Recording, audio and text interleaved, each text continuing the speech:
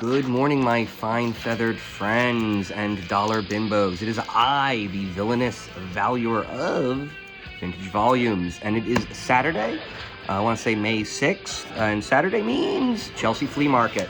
So I went there and hit up the dollar bin from the regular guy, and let's see what I got. So already I'm loving this. This ad is awesome. This ad is for Marvel Universe Impel Series 2. Came out in 1991.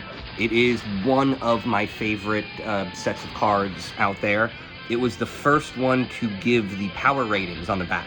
And then you could just, like, you know, objectively compare, ooh, the thing is strong, but, you know, Hulk is definitely stronger, and Silver Surfer's even stronger than the thing. So how strong is it? And you could just have that conversation based on those power ratings. And there you go, Wolverine.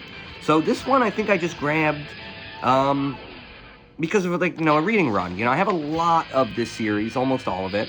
You know, definitely all the valuable ones. Nothing in this. I mean, honestly, Wolverine #1 should be a $10 book.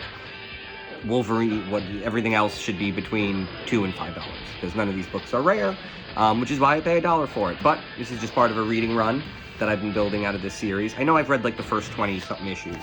I wanted to kind of build that out. Tango and Cash. Yuck. What a boring and bad movie. Okay, so when is this from? I feel like I have no idea. Is this... Okay. There we go. So this is from 90s. Batman Legends of the Dark Knight. Right, is this by Denny O'Neil? Right, is that what that said on the beginning? Right, okay, so yeah, 1989. O'Neil, Hannigan, Beatty, whatever, Beatty.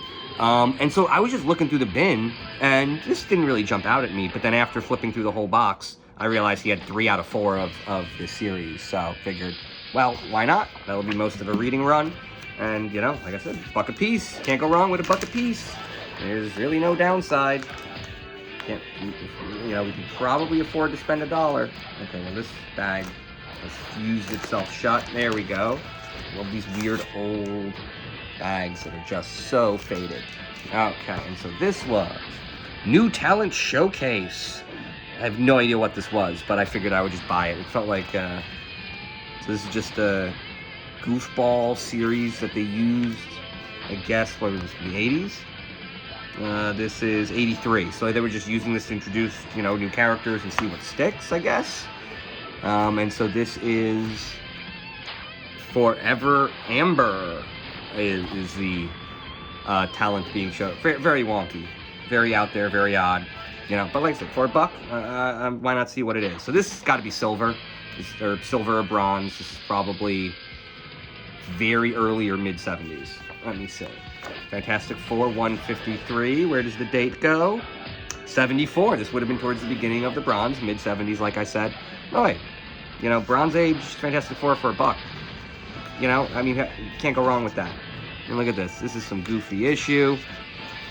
Very fun. I don't even know who this weirdo... Machismo. Oh, I get it. Machismo, a.k.a. the Nuclear Man of this mad world of Machas. I don't know, whatever. Maybe I've leaned into that pronunciation a little bit much. But here we have all the weird scam ads, which are all just some form of just straight-up dishonesty. X-ray specs, they don't do that. Get a working underwater submarine, they never do that. These pennies are garbage. Like, it's just all multi-level marketing scams. Ooh, a Marvel value stamp. This is fun.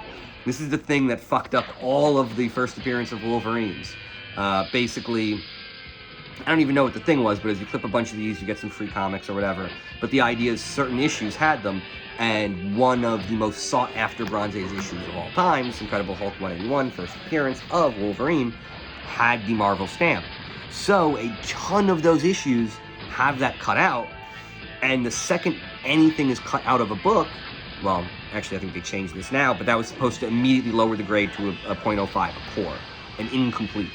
And so for years, most of the Wolverines out there were kind of incomplete just because of that Marvel stamp. Now, I have started seeing blue labels missing the Marvel stamp from CGC that just say missing the stamp on the label, which means they're giving a complete, you know, grade, a complete issue grade to books that are now incomplete just because they want more money. Because people won't, like if I'm sending my Wolverine in, and I know it's going to come back at 0.5 despite it being in pretty good condition. I just won't send it into CGC.